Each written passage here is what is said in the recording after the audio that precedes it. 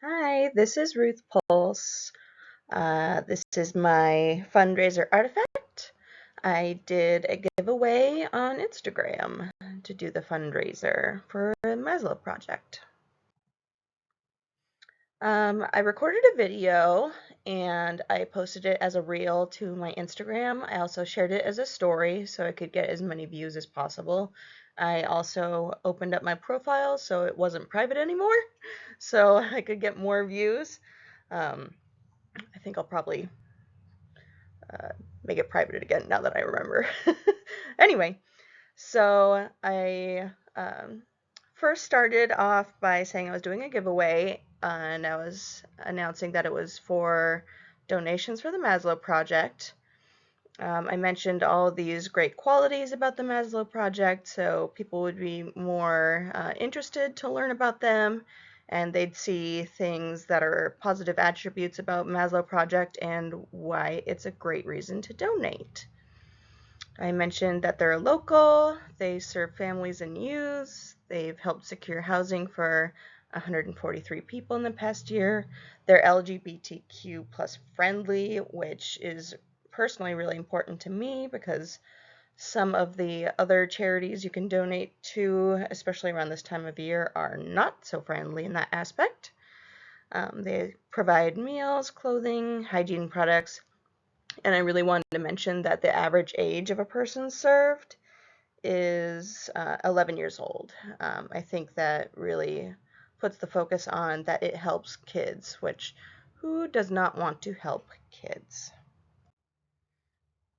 So when I was trying to decide what to do for the fundraiser, initially I really wanted to do a trivia night. I think one of those was suggested in our initial Zoom meeting, and it sounded really fun, but when I was trying to think of how to put it together, it honestly was just going to take up a lot of my time. I work full time as well as attend SOU full time, so I needed to find something that was a little bit more flexible with my schedule. So I started thinking, what do I have access to?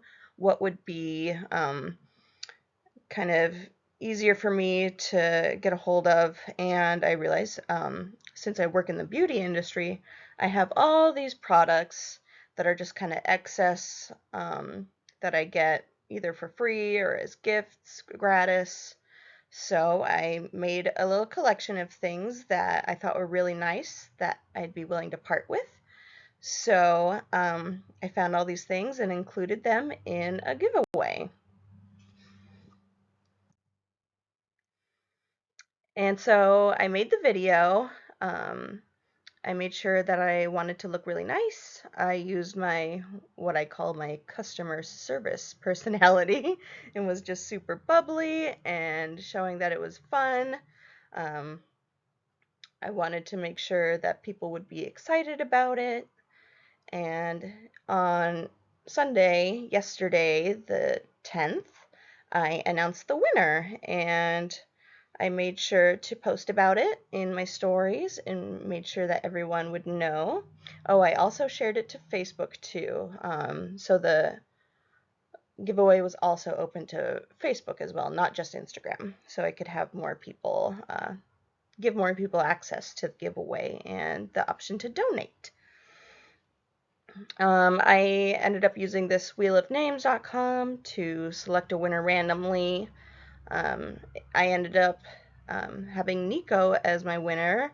She was the person that donated the most. Um, let's see, I think I ended up with $80 total. I think that's what I calculated. I could be a little bit off, but it was around $80, which is really nice. So every entry that, um, or every dollar amount that people donated counted as one entry, and if they donated more, it added more entries for them. And Nico was the one who actually donated the most, and I'm really glad that she was the winner. She has been going through her second round of cancer treatments, so I was really surprised that she was willing to donate so much. She's such a generous person, and so I think she really deserves this nice little prize for the giveaway. And she also makes homemade bath bombs that she sells. So I made sure to let everyone know that she does that and they're available to buy. They make really nice gifts for Christmas or what other holiday you might be celebrating. So when it came to the social psychology techniques used, the first one is that I use commitment and consistency. Once I had made a promise to reveal the winner on Sunday, the 10th, I had to set a reminder in my phone so that I wouldn't forget to make the announcement since I'd be busy all day finishing up my finals. I knew that if I had forgotten it, people probably would have felt duped and wondered if I was just getting donations without actually giving away the promised prize.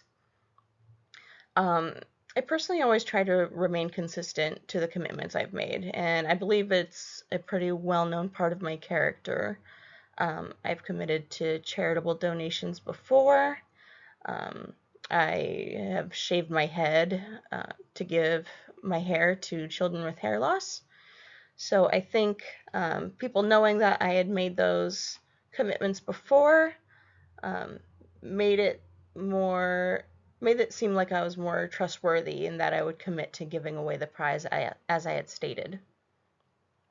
I used social proof theories. I wanted to show that I was truly interested in raising funds for Maslow, so I took the initiative to donate first and I let others know that I had already given.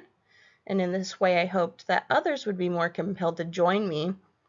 Since I was donating without being offered a prize, perhaps this would prompt others to feel generous and donate as well. I used liking theories. I've always been a pretty naturally friendly person. I like to compliment people, make them feel welcome and included, as well as I like to get people to laugh and have fun. I always try to joke around and be positive. Because of this, I think I'm generally pretty well liked. I believe this certainly made people feel more compelled to help me with my fundraising. I also made sure to do my makeup and wear a nice sweater so that I could look my best for the video. And as Cialdini states in his book, physical attractiveness seems to engender a halo effect that extends to favorable impressions of other traits such as talent, kindness, and intelligence.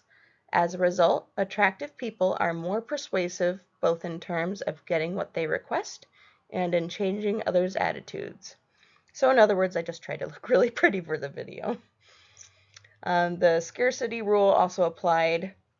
I made sure to announce that the deadline for making entries would be 11 p.m. on Saturday the 9th. So I made sure everyone knew that they had to get their entries in by this time, otherwise they wouldn't be included in the giveaway. I also made a reminder announcement about about the halfway point of when I had made my initial announcement and the upcoming deadline. So I think just reminding people helped prompt them to give a little more as well. And that's about it. It was really successful and it made me feel really good that I could gather all these things that were brand new and unopened, the beauty products that I necessarily wasn't using. I just have an excess of them because of my job. And I would hang on to these things because they're really nice and useful, but I already have plenty. So I'm glad I could put them to better use and do a giveaway and raise funds for Maslow. It was a really excellent experience.